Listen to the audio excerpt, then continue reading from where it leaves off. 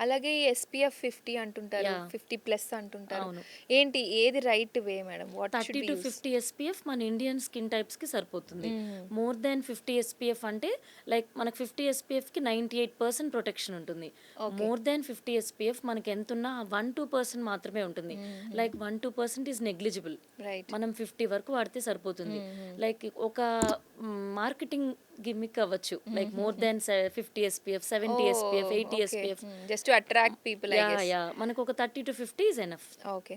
అలాగే స్టెప్స్ చెప్తారా? ఇప్పుడు మేము ఫేస్ వాష్ చేసుకున్న తర్వాత మాయిశ్చరైజర్ పెట్టుకుంటాము. Yeah! Yeah! Sunscreen first పెట్టుకోవాలా? మాయిశ్చరైజర్ పెట్టుకోవాలా? యాహ్! లాస్ట్‌లో సన్ స్క్రీన్ పెట్టుకోవాలా? ఇలా డౌట్స్ ఉంటాయి. యాహ్! వాటి గురించి. ఫస్ట్ అయితే ఫేస్ వాష్ చేసుకోవాలి. ఒక జెంటిల్ క్లెన్సర్‌తో కానీ, లేకపోతే ఒక ఫోమింగ్ ఫేస్ వాష్‌తో హ్మ్. కానీ వాష్ చేసేసుకొని, ఒక మాయిశ్చరైజర్ అప్లై చేసుకుంటాము.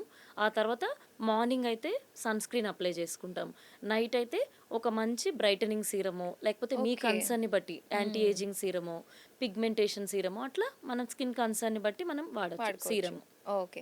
అండ్ మేకప్ వేసుకునే వాళ్ళు ఎప్పుడు యూజ్ చేయాలి సన్ స్క్రీన్? ఎప్పుడైనా సరే సన్ స్క్రీన్ అనేది బయట ఉంటేనే మనకి ప్రొటెక్షన్ బావుంటుంది. ఓకే. దాని మీద మనం కావాలి అంటే ఫౌండేషన్ ఆర్ పౌడర్ అది అప్లై చేయొచ్చు. ఓహ్! రైట్. బట్ ఎప్పుడైనా సన్ స్క్రీన్ అనేది మాయిశ్చరైజర్ తర్వాతే ఉండాలి.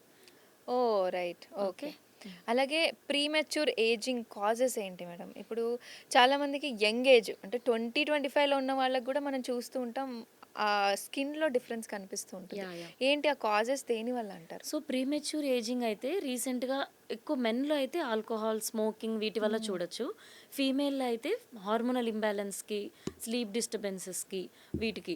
వీటి వల్ల ఏమవుతుందంటే నా దగ్గరకు ఓపీడీకి వస్తుంటారు. లైక్ 25, 30 ఇయర్సే ఉంటాయి. హ్మ్. వాళ్ళకి బట్ చూడ్డానికైతే 35, 40 ఇయర్స్‌లా రైట్. ఉంటారు. రైట్. ఎందుకంటే ప్రాపర్ గైడెన్స్ ఉండదు. ప్రాపర్ స్కిన్ కేర్ వాడరు. హ్మ్. అండ్ దానివల్ల ఫైన్ లైన్స్ అని, వ్రింకిల్స్ అని, ఓపెన్ పోర్స్ అని అవి వస్తుంటాయి.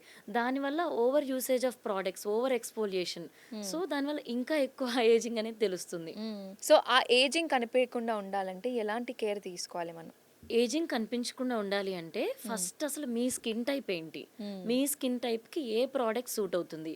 ఓకే. ఓవర్ డూయింగ్ చేయకూడదు. అండర్ డూయింగ్ చేయకూడదు. ఓకే. రైట్ ప్రొడక్ట్, హ్మ్. రైట్ క్వాంటిటీలో కరెక్ట్‌గా అప్లై చేసుకోవాలి.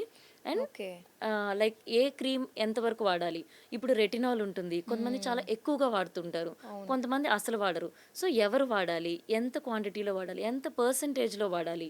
లైక్ హ్మ్. 0.025తో స్టార్ట్ చేయాలి.